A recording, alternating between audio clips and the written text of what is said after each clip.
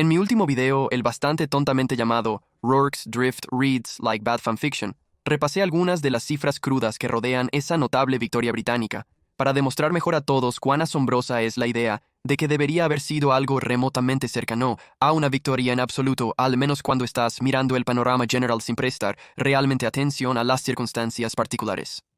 De hecho, si viste ese video, entonces viste cómo es casi imposible incluso imaginar, sin importar qué cifras insanas y ridículas planteamos, cómo podría ser posible. De nuevo, puede ser un título tonto, pero realmente puede parecer a veces que la batalla de Rourke's Drift es más como una mala fantasía histórica que la realidad. Pero por supuesto, todos sabemos que hay mucho más en la historia militar que el conteo de tropas y los sistemas de armas. Habiendo demostrado cuán imposible parece su situación a primera vista, ahora me gustaría profundizar en esos pequeños detalles y hablar sobre cómo diablos los británicos lograron ganar la batalla de Rourke's Drift. Rourke's Drift era una pequeña estación misionera en la colonia británica de Natal, justo en la frontera con el reino Zulú.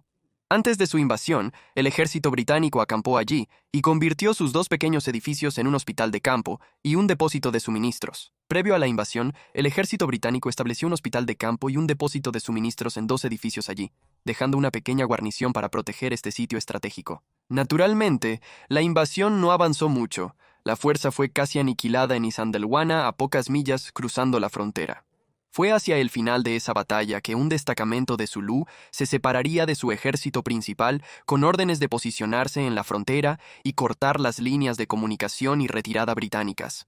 Por supuesto, terminan haciendo un poco más que eso, y también terminan atacando su posición británica en Rourke's Drift. Esa batalla comenzaría alrededor de las 4:30 de la tarde del mismo día que Isandlwana y continuaría hasta las primeras horas de la mañana siguiente. Esta unidad Zulú era una unidad de reserva, que realmente no vio ningún combate real en Isandlwana en sí, y cayeron bajo el mando del príncipe Dabulamansi, el medio hermano del rey Zulú Katsueyo. En la película Zulú, 1964, la única representación real es el rey Zulú Katsueyo. El rey Zulú Katsueyo es en realidad una estructura de liderazgo Zulú, una misteriosa línea de ancianos que dirigen la batalla desde una colina distante. Pero, en realidad, Dabulamansi era bastante joven.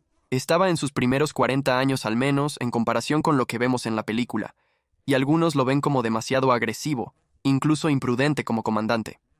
Entonces, mientras la fuerza Zulú se está posicionando aquí, en realidad pierden a varios de sus soldados. No fue así. Sucedería. Pero varios se están desligando de su cuerpo principal, iniciando una serie de incursiones improvisadas a través del campo y los kraals africanos locales. De hecho, puede ser útil mencionar que mientras la película retrata al misionero de Rourke's Drift Otto Witt como si fuera expulsado del puesto por el ejército en estado de ebriedad, en realidad, el hombre había estado trabajando con la guarnición británica allí y básicamente sirvió como vigía antes de que comenzara la batalla. Estaba cooperando con ellos, muy bien, y lo hizo junto a un capellán del ejército, casualmente. Una vez que avistaron a los Zulú, a solo unos minutos de marcha de su puesto, que sí abandonó la escena. Pero eso fue para cuidar a su familia que estaba sola en una granja separada. Dada la situación de que los soldados zulúes estaban saqueando activamente el campo, no creo que realmente podamos culparlo por abandonarlos o algo por el estilo. Así que más bien es un punto en contra de la película que lo retraten de una manera tan negativa. Eso es aparte del punto. En cualquier caso, el primer y probablemente el factor más importante de la victoria británica aquí es que cuando Dabulamansi termina lanzando esta pequeña incursión por su cuenta, es decir, el ataque a Rourke's Drift, una pequeña incursión, lo está haciendo en contra de las órdenes. Está siendo imprudente de nuevo. De hecho, los Zulú estaban bajo órdenes expresas del rey Kasueo de actuar solo defensivamente. No deberían cruzar la frontera al territorio británico en absoluto. ¿Por qué sería eso?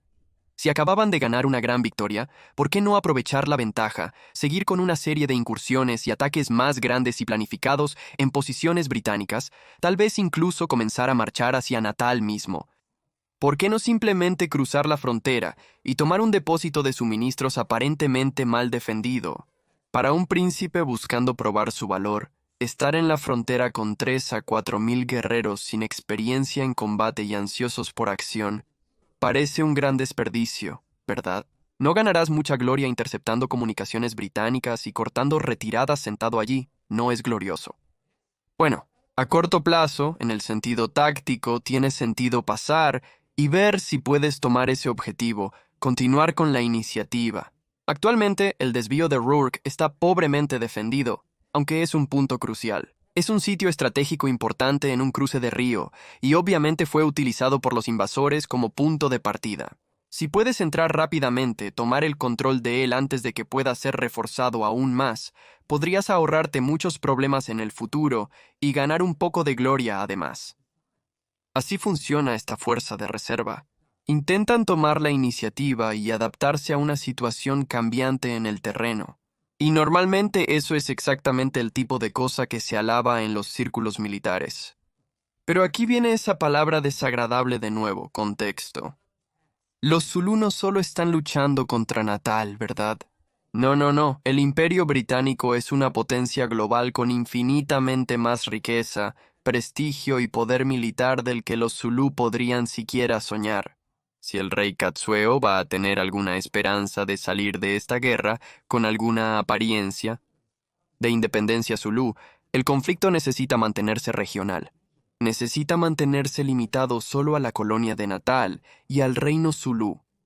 Si Katsueo puede demostrar a los británicos que no es una conquista fácil y que la guerra sería más problemática para los británicos de lo que realmente vale Zululandia, entonces podría ser capaz de llevarlos a un acuerdo de paz negociado. Considera, por ejemplo, las guerras anglo-boer. La primera guerra boer vio a esta pequeña fuerza boer derrotar lo que era, en el gran esquema de las cosas, una fuerza de guarnición británica bastante pequeña, y de hecho logró llevar a los británicos a conversaciones donde lograron exactamente lo que Katsueo probablemente espera aquí, un acuerdo negociado con al menos una independencia parcial. ¿Habría el Imperio Británico acudido a la bandera y decidido que no? Esos términos buscados por los Boer son inaceptables y a ningún precio debe perderse la guerra. Entonces probablemente podrían haber ganado.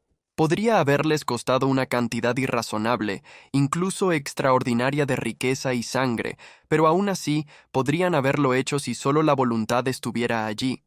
La voluntad estaba allí en la Segunda Guerra Boer. La exhibición previa de los británicos y el hallazgo de diamantes en Sudáfrica no favorecieron la situación de los bóeres. A diferencia de la primera, la Segunda Guerra Boer duraría un tiempo, 2 años y medio, y verían bien más de 50.000 muertos para su final. A veces una guerra, un conflicto, puede volverse tan masivo en escala que se convierte en una bestia inconquistable incluso por los estados que la están librando. Y cuando has perdido a miles de tus valientes muchachos y valientes y heroicos últimos bastiones, ¿te atreverías a traicionar su sacrificio, permitiendo que el enemigo negocie contigo? Ya hemos gastado tanto dinero y tantas vidas. Si acordamos negociar, sería un desperdicio ahora, ¿verdad? Podríamos seguir hasta el final. Y luego tenemos la guerra eterna. Este es un juego excepcionalmente peligroso y delicado para jugar, especialmente cuando, como Casuello, estás luchando contra una nación democrática donde la política exterior a menudo está sujeta a la opinión pública. Puede que se esté defendiendo, pero imagina si Casuello sigue el éxito en Isandlwana con una contrainvasión. Imagina los titulares de los periódicos de Londres que dicen «Ejército de salvajes saqueando en el camino a Natal después de la masacre de Isandlwana». Dudo que el periódico admita que estamos atacándolos y que ellos solo se defienden sin hacernos nada que nosotros no les haríamos. Entonces sí, quizás sea algo justo. No, va a leer sobre la masacre en Isandlwana, el asesinato en la estación de misión Rookstrip. Eso no se ve bien. Eso sería el tiro de gracia del reino Zulú. Los británicos ciertamente nunca lo tomarían sentados. Redoblarían sus esfuerzos, enviarían refuerzos y quemarían la tierra Zulú hasta el suelo en represalia. Y por cierto, eso es exactamente lo que hicieron, de hecho. Quizás la derrota en Isandlwana fue un poco demasiado aplastante. Fue demasiado desastroso, demasiado público para que los británicos hicieran algo más. Si hubiera sido, digamos, una derrota moderada, obligando a los británicos a reubicarse, recalcular su plan, redibujar las líneas, pero sin que fuera demasiado vergonzoso, bueno, entonces tal vez ese acuerdo de paz podría haber sido posible. De nuevo, consideremos la Primera Guerra Boer. Pero de todos modos, comienzo a tardar demasiado aquí. El punto es que Katsueo, Está intentando enhebrar una aguja muy estrecha. Mantente a la defensiva, demuéstrate una espina en el costado del conquistador y desgasta a cualquier británico que se atreva a invadir tu soberanía. Es decir, no mueras mientras estás rezando para que eventualmente los funcionarios británicos o la opinión pública decidan que todo simplemente ya no vale la pena.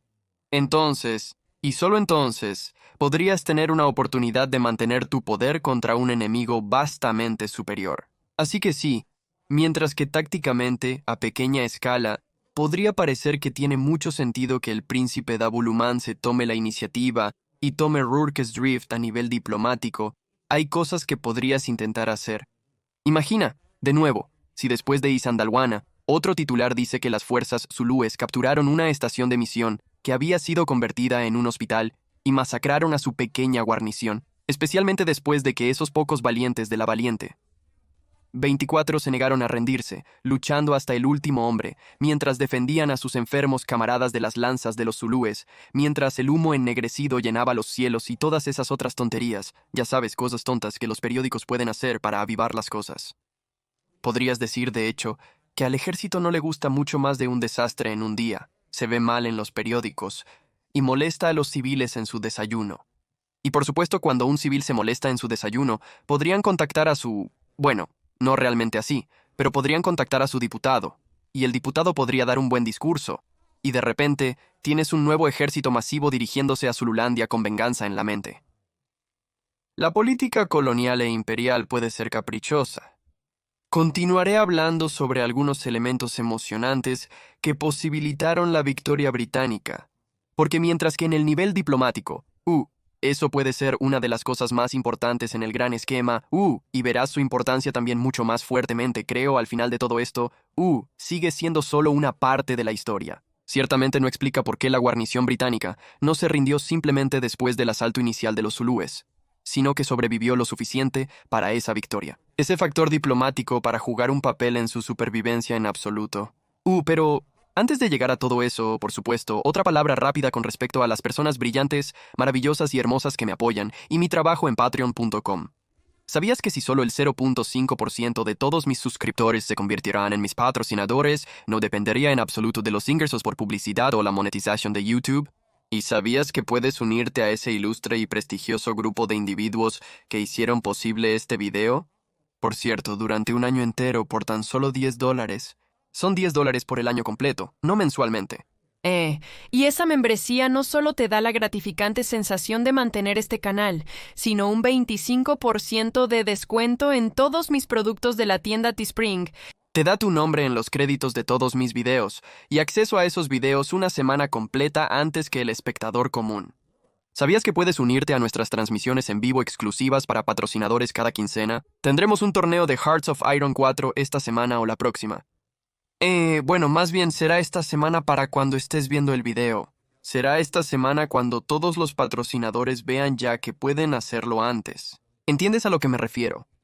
En cualquier caso, imagino que todos ustedes ya sabían todo esto porque de hecho lo mencioné en el último video, y probablemente seguiré insistiendo mucho más en el futuro, porque ha demostrado ser bastante rentable hacerlo. De todas formas, gracias a los que se unieron a ese noble grupo viendo este video. Nos vemos la próxima semana. Y nos vemos en el próximo video. Adiós.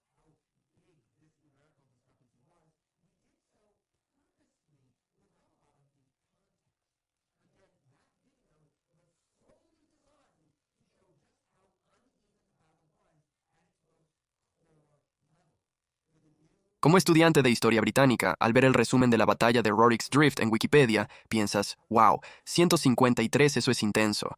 La percepción inicial es una de absoluta imposibilidad.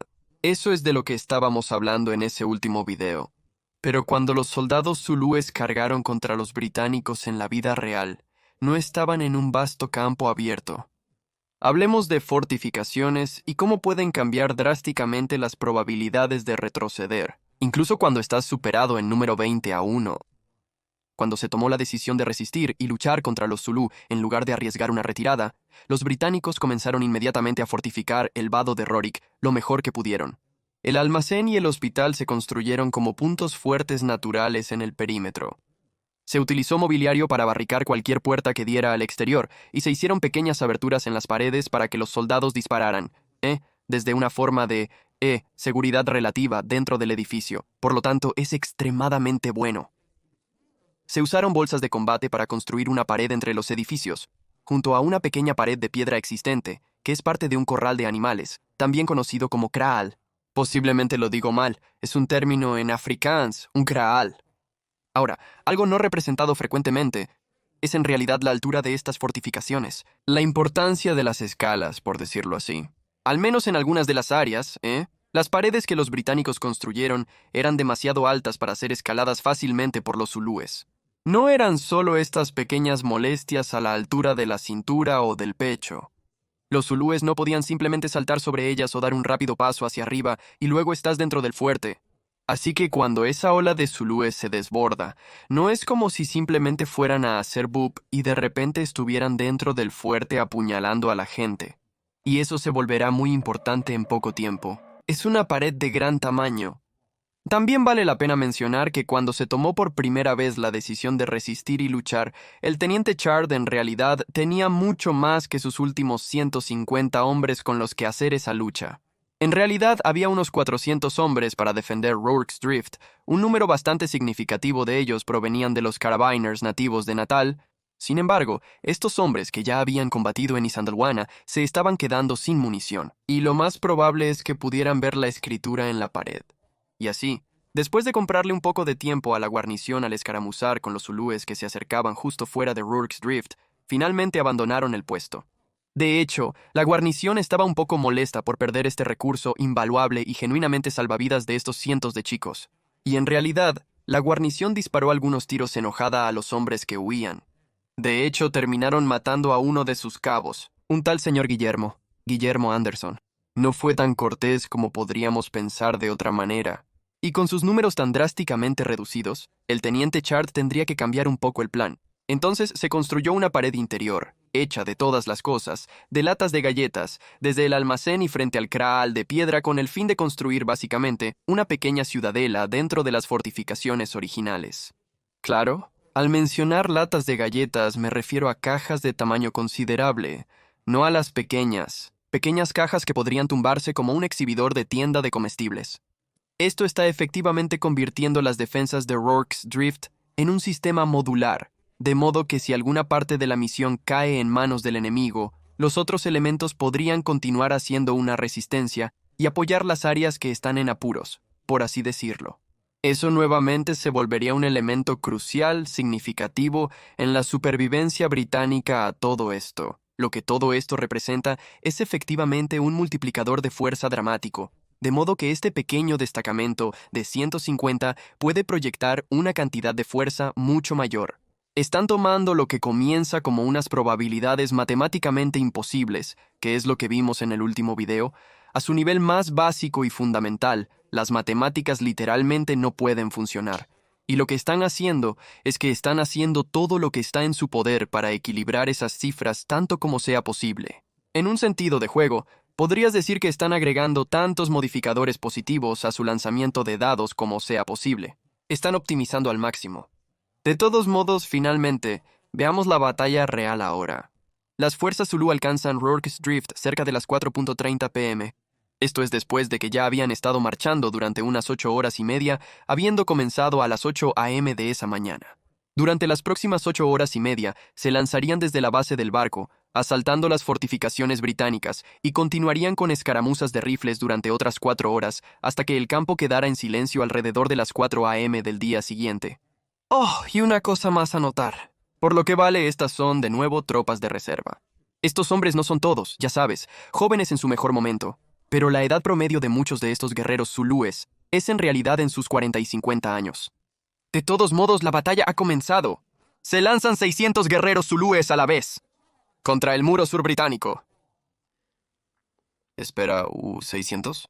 Solo 600. ¿Qué sucedió con la supuesta horda de 3 a 4 mil que iba a inundar todo? Bueno, solo porque tengas un total muy grande, no significa que todos esos soldados puedan o deban ser enviados en una sola ola de ataque masiva. Se necesita tiempo para que una fuerza tan grande llegue a la batalla, por no hablar del tiempo que les llevaría a todos desplegarse, especialmente si los zulúes intentaran conseguir un cerco completo mientras se mantienen a una distancia suficientemente segura para evitar ser disparados todo el tiempo mientras lo hacen. Si necesitan rodear este edificio, deben ir alrededor completamente para que el enemigo no los vea mientras hacen el cerco. Mientras inviertes todo este tiempo marchando al campo con 4.000 hombres, ocupando mucho espacio, tomando tiempo para desplegarte y prepararte para el ataque, estás perdiendo durante todo este proceso el recurso militar más crítico, la iniciativa. Estás permitiendo más tiempo para que tu enemigo observe tus movimientos, tome nota de tus fuerzas y determine cuál es tu plan, y como tal, prepare el contraataque perfecto. Y de nuevo, también es importante notar que con una fuerza tan grande, no esperarías que todos lleguen al campo de batalla al mismo tiempo. Muy raramente las fuerzas se mueven en un orden singular. Son bloques grandes, especialmente cuando la intención, como en este caso, es perseguir a un enemigo en retirada, que seguramente no mantendrá sus bloques ordenados para ti, y también para bloquear las comunicaciones, donde sería propicio dividir la fuerza en varios grupos pequeños. Además, debes recordar que elementos de esta fuerza zulú se estaban separando de la fuerza principal sin orden.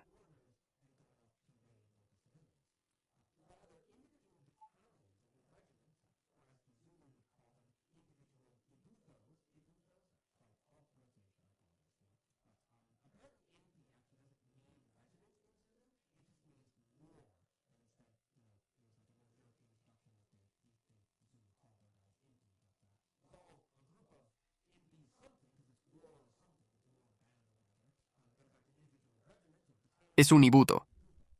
De todos modos, los ibutos individuales están llegando al campo en diferentes momentos según su velocidad de marcha, la ruta de la barcaza, cosas así. Así que, de nuevo, podrías simplemente llegar al sitio, mirar al enemigo y saludar: «Hola chicos, los mataremos pronto, no se preocupen». O por supuesto, cuando llegas al campo, puedes tomar la iniciativa, moverte para presionar y acosar al enemigo. Si una vanguardia encuentra al enemigo, eso es lo esperado. Escaramuzas con ellos, los mantienes en la misma posición, les impides tener algún descanso o maniobrar demasiado, y luego estás esperando que el resto de tus chicos se unan para realmente ganar el día. También es el caso que incluso si tienes a toda tu fuerza reunida y capaz de asaltar al enemigo de una vez, nunca querrás hacer eso realmente. Nunca querrás tener un ataque total con toda la fuerza al mismo tiempo. Siempre necesitas mantener una fuerza saludable en reserva. Así que sí, los Zulú pueden tener 4.000 hombres listos para luchar, pero incluso si todos estuvieran en posición al mismo tiempo, definitivamente no significa que quieras que todos se lancen al ataque de una vez, como lo que sucedió en ese primer video, como si solo fueran 3.000 contra 150 y luego ir a por ellos. Porque si haces eso, ¿qué sucede si algo sale mal? ¿Qué sucede si uno de tus flancos flaquea y comienza a retroceder? Las tropas de pie de repente se volverían vulnerables a ser... Esa es una de muchas razones para mantener reservas, para reforzar flancos si algo sale mal. De manera similar,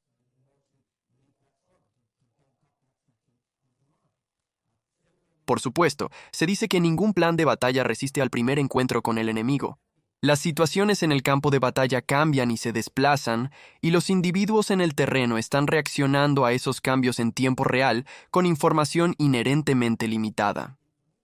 Si has comprometido toda tu fuerza a un plan de batalla singular, pero luego algo sale mal, de repente no tienes a nadie a quien enviar para ayudar a corregir el problema con órdenes frescas más apropiadas para el escenario cambiado, sino que vas a estar tratando desesperadamente de enviar órdenes a hombres que ya están comprometidos y que o no pueden llevar a cabo tus órdenes anteriores, no están dispuestos a hacerlo, o quizás lo peor de todo, están cumpliendo dogmáticamente esas órdenes y están muriendo como resultado porque, de nuevo, sus órdenes ya no son relevantes para una situación cambiada. Si los hombres están en el campo luchando entre sí, a veces es muy difícil llevarles órdenes frescas. Si algo ocurre en el campo, como que están siendo rodeados porque no notamos que el enemigo tenía refuerzos y atacaron un punto débil de nuestra línea, Tenemos nuestras propias reservas para prevenir el cerco, en lugar de enviar un mensajero a avisar a los de la línea de que retrocedan. Las cosas pueden volverse imprácticas rápidamente. De todos modos, aunque tengas una fuerza de 3 a 4 mil chicos listos, nunca los usarías todos simultáneamente. Envías una parte de la fuerza, estudias al enemigo, observas sus debilidades y cómo explotarlas. Luego, por supuesto, dependiendo de lo que le suceda a esa ola inicial, puedes retirarlos completamente, aceptar la pérdida, o tú envías diversas reservas y segundas oleadas para jugar con la situación cambiante con la nueva información que recibes. Además, si eliges ese ataque de una gran ola, seguro de que nada saldrá mal y superarás las defensas enemigas, enviándolos todos a la vez. ¿Qué pasa si un elemento de ese ejército decide retirarse? Ya sea que la decisión esté justificada o no, quizás el oficial subalterno al mando simplemente no es muy inteligente. Quizás ve algo que lo desconcierta un poco. Hace que piense que algo ha cambiado. Puede que se malinterpreten las órdenes. Supongamos que un miembro del ejército decide retroceder. Podría causar una derrota general fácilmente si el oficial número 2 ve que el oficial 1 no está haciendo lo que debería. Si él no cumple con su parte, no puedo cumplir con la mía. Me retiro o no quiero morir, él se retira. Entonces el oficial número 3 ve que todos nos retiramos y asume que está bien. Chicos, lárguense. Algo malo debió haber pasado allá. Todos corran por sus vidas. ¡Sabes! Es fácil. Si el pánico decide instalarse en incluso una pequeña parte de un ejército, puede muy rápidamente, si las cosas se salen de control, propagarse a través de esas filas y crear una derrota general, especialmente si no hay ayuda que llegue de refuerzos a esas posiciones debilitadas. Si no hay fuerzas allí para, ya saben, obligar a sus compañeros a volver a la lucha a punta de pistola o para tranquilizarlos con nuevas órdenes o algo así. No solo una derrota va a ser cuando los ejércitos siempre sufren sus peores bajas, sino que también los expone a un contraataque organizado. Toda la fuerza corre el riesgo de perder cohesión, de refugiarse en las colinas y de ser eliminada poco a poco por lo que de otro modo sería una fuerza inferior. Si todos los que se ponen a correr y luego algo sale mal y todos terminan retirándose, entonces, ¿qué impide que las tropas se retiran, ya sea evadiendo o forzando la salida para deshacerse de esas menores fuerzas Zulú que aún no se han unido en su único gran ejército? Una vez más, esta introducción de más contexto, más realidad más allá del enfoque de tomar dos ejércitos y mezclarlos, el tipo de cosas que vemos en las películas todo el tiempo, todo añade una capa de complejidad para los Zulú, lo cual favorece enormemente las probabilidades británicas. Entonces 600 Zulú no son 3.000 sino 600 los que atacan el paso de Rourke enfrentándose al muro sur. Pero en el camino hacia allí no hay demasiado en términos de cobertura, y como dije en mi último video, los británicos comienzan a disparar a 500 yardas. Esa es una distancia considerable para correr cuando estás bajo fuego. Y de nuevo, este plan no necesariamente sobrevive al primer contacto con el enemigo, y en algún punto de esa carga, la fuerza termina fragmentándose y dividiéndose. Algunos de los Zulú quedan atrapados bajo el fuego devastador y se ven obligados a ir al suelo, su avance queda lisiado. Mientras tanto, aquellos hombres que continúan con la carga se dan cuenta de que se están enfrentando a una situación casi imposible frente a ellos. El almacén fortificado está a su derecha, y directamente frente a ellos se encuentra otro punto fuerte, el hospital. Y entre los dos tienes un muro alto con mosqueteros alineados en el camino. Si avanzan hacia el hospital, las puertas seguramente estarán cerradas, y los cientos de hombres se atascarán contra sus paredes mientras intentan abrirse paso y cerrar la puerta. Avanzando hacia el hospital, se encontrarán con puertas cerradas y multitudes intentando entrar. Los zulúes intentarán entrar por las ventanas o el techo, siendo potencialmente apuñalados y abatidos individualmente. No solo eso, por supuesto, sino que hay muchos soldados dentro de ese hospital, disparando hacia afuera a través de las rendijas, todo el tiempo, mientras que el almacén y la pared, a la derecha, pueden reforzar ese punto fuerte. Si los zulúes avanzan al almacén, enfrentarán el mismo problema. Y si continúan por el centro, intentando superar las paredes directamente, entonces quedan atrapados entre ambos puntos fuertes a la vez, y aunque logren abrirse paso a través o por encima de esas paredes, seguramente otra descarga les estará esperando dentro de las paredes. No, esta posición es insostenible. Y así, de un individuo u otro, se toma una decisión sobre esa acusación. Se toma en el momento, adaptándose y cambiando según las circunstancias tal como se presentan en el terreno. Si no puedes seguir adelante, no puedes detener la carga por temor a quedar atrapado como ya lo han estado muchos de los zulúes allá atrás, bueno, entonces, intenta rodearlo. Moviéndose hacia la izquierda, los zulúes rodean el hospital y comienzan a atacar a lo largo del muro norte, mientras que algunos de ellos intentan forzar su entrada al edificio. Ellos como, ya sabes, toda la carga está avanzando y de alguna manera se desplaza y está atacando todo el camino mientras lo hacen. Pero todo este tiempo, mientras la fuerza está cambiando de dirección y sondeando y atacando desde diferentes ángulos en el camino, están siendo disparados todo el tiempo. Algunos zulú corren por este pasillo. ¡Otros están atrapados, como en la parte trasera! Otros se detienen para intentar abrirse paso hacia el hospital, mientras que otros aún están barriendo cada vez más hacia el otro lado de las fortificaciones para atacar, como las paredes del noroeste y del norte. Los zulú ni siquiera han participado en combates cuerpo a cuerpo significativos, y ya vemos que la fuerza se está reduciendo en pedazos más pequeños, ya sabes, pieza por pieza. Para cuando los zulú llegan a la pared norte, son una fracción de una fracción del tamaño total de la fuerza. Y luego, por supuesto, para esos pocos zulú que logran involucrarse en combate, cuerpo a cuerpo, descubren que en la mayoría de los lugares, las paredes son demasiado altas para escalar de manera confiable. Por lo tanto, al no poder llegar a la cima, terminan clamando en su base, intentando disparar sus armas cerca. Intentan tomar los rifles enemigos que sobresalen de las rendijas y tratan de apuñalar a través de estas para alcanzar a alguien. Algunos hombres logran cruzar el muro, ya que en ciertas áreas es más bajo. Algunas áreas estarán dañadas y simplemente algunos chicos son mejores trepando que otros. Están de pie sobre las bolsas de harina, completamente expuestos al fuego británico y a las bayonetas. Y si en esto, o en cualquiera de los asaltos, los zulúes logran forzar una brecha en las defensas, ya sabes, con buenos números, como un par de chicos lograron atravesar, bueno, aún así, habrá otra línea defensiva justo detrás de ella. Tenemos múltiples niveles de defensa para las latas de galletas y demás. Este es el valor de la planificación y la fortificación. Son multiplicadores de fuerza para los británicos en este escenario. Los zulúes pueden tener números dramáticos, pero no pueden confiar, usarlos de manera confiable todos a la vez, y por cada fuerza que envían, las fuerzas se dividen inmediatamente, se adelgazan por el fuego de armas, por puntos fuertes fortificados y por una defensa modular. Mientras, los británicos están acorralados. Están luchando desesperadamente, y están condensados en una posición pequeña y altamente defendible, capaces de reforzarse entre sí mucho más confiablemente que los zulúes pueden, corriendo a través de esos campos abiertos. Así que eso es solo el primer asalto, pero el mismo patrón básico continuaría durante horas y horas en numerosas oleadas. Cada vez que los zulúes lanzan un ataque, intentando desde distintas perspectivas y ángulos, terminan de la misma manera, perdiendo hombres, sangre e ímpetu. Aún así, los zulúes tienen muchas ventajas. Y aunque los británicos puede que no estén perdiendo demasiados hombres en comparación con los zulúes, realmente no pueden permitirse perder ninguno. Mientras que los zulúes tienen gente de sobra, por muy sombrío que pueda ser ese sentimiento.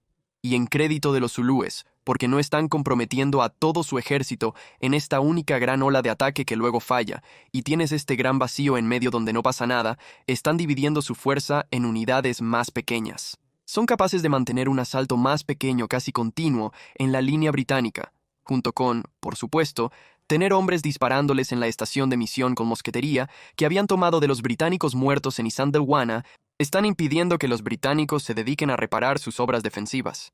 Están impidiendo que los británicos descansen y se preparen para el próximo asalto. En resumen, los zulúes quizás no puedan tomar directamente la posición británica, como probablemente esperaban inicialmente, pero la están desgastando.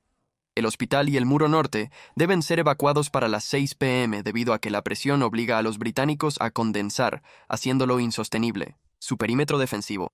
Y para las 10 p.m. el Kraal de piedra también es evacuado, lo que significa que los británicos están atrincherados en este último bastión. No hay dónde huir. Los zulúes lanzaron oleadas de ataques hasta la medianoche, luego escaramuzaron con los británicos hasta las 4 de la mañana. A la mañana siguiente, los británicos se encuentran en una situación muy mala. Están cansados, están reducidos, sus defensas son una sombra de lo que alguna vez fueron y tienen una inmensa escasez de munición. Esto es una cosa muy reñida, y los Zulú si solo cargaran una o dos veces más, es dudoso si los británicos podrían resistirlos de nuevo. Este debate puede ser debatido y demás, pero al menos el amplio consenso cultural de estos días es que si los Zulú hubieran cargado una última vez, habrían tomado el cuartel. Creo que hay al menos un punto sólido suficiente para hacerlo. Ahora, si has visto la película Zulú, sabrás que fue en la madrugada cuando los Zulú hacen una última aparición. Cientos, miles de ellos incluso. Una vez más se alinean en el horizonte como si quisieran hacer ese último asalto y finalmente romper la guarnición y destruir la defensa y demás. Y también sabrás por la película que ellos no hacen esto. Sin embargo, es posible que no sepas la razón, porque me temo que no es ni de cerca tan desordenado. Como es sabido, los británicos están en una situación terriblemente mala. ¿Pero qué pasa con los zulúes? Bueno, estos hombres, muchos en sus 40 y 50 años, habían marchado en las últimas 24 horas durante unas 8 horas y media, solo para pasar sus próximas 8 horas y media, lanzando una serie de ataques en la posición británica, y pasando otras 4 horas después de eso en escaramuzas. Estaban exhaustos, y estaban hambrientos. Como no había habido suficiente provisión de suministros durante días antes de este punto, porque estaban marchando en campaña y este no era un asalto anticipado. Esta es una incursión no planificada, y están en medio de territorio extranjero. Habían sufrido más de 350 muertos y muchos más heridos. No podían conocer exactamente la situación de los británicos respecto a la munición restante, etc. Y lo que es más, ya estaban en camino los refuerzos. El Lord Chelmsford liderará una columna de alivio que llegará en días. Los zulúes llegaron a Rorke's Drift a las 8 a.m., pero probablemente no recibirían ayuda ya que no se suponía que estuvieran allí. De nuevo, después de todo esto, recuerda que lo que se estaba luchando y sacrificando finalmente estaba en contra de los deseos expresos del rey Zulú. Todo ello fue en detrimento de la victoria o derrota Zulú. El príncipe de Bulemondi ya tendría mucho que explicar, incluso si hubiera ganado la batalla de Rorke's Drift en esa carga frontal inicial de 600. Es torpe no mencionar esto ahora. Un nivel innecesario de pérdida de sangre y relaciones públicas es una buena manera de expresarlo. Es bueno para Dabulabansi que el rey Katsueo sea familia. Probablemente les ahorró mucho estrés al final. Por lo tanto, no es demasiado sorprendente que los zulúes decidan ahora cortar sus pérdidas y retirarse. Incluso si, ya sabes, ahora con la perspectiva del tiempo podríamos ver que probablemente podrían haber ganado con una última carga, si solo esa carga, ya sabes, tuviera una fracción del coraje y el fervor de sus primeras cuantas, ya sabes, pero incluso entonces, si hubieran continuado con esa última carga, todavía habría sido en última instancia un mal movimiento para los zulúes. Incluso iniciar este ataque fue un mal movimiento, y lo más probable es que, mientras los cadáveres se amontonan alrededor de Dabulabansi debido a esos repetidos intentos fallidos de tomar la posición, ya sabes, por muy audaz que haya sido, probablemente esté comenzando a darse cuenta de que esto fue una mala idea. Sin importar si podía ganar, no debía estar allí inicialmente. No importa lo impresionantes que sean los números brutos, el príncipe Dabulabansi ve las cifras. Solo hay 100, nosotros somos 3000. Será fácil, una simple operación de limpieza. No importa cuán extraordinarios sean esos números brutos, y no importa cuán increíble sea a primera vista que los británicos pudieran posiblemente ganar esa batalla, verdaderamente, una vez que agregas el contexto apropiado detrás de ello, y una vez que comprendes la situación diplomática y los detalles y sutilezas de la batalla en sí, comienzas a darte cuenta. De hecho, sí, la batalla de Rorke's Drift estaba decidida desde el inicio.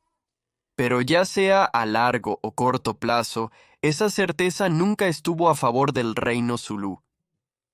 Gracias a todos por ver. Por supuesto, especialmente a mis siempre benéficas clases de apoyo en patreon.com, porque es gracias a esa membresía y su generosidad que puedo continuar con mi trabajo. Hasta la próxima vez, mi querido espectador. Soy y seguiré siendo su más humilde y obediente servidor.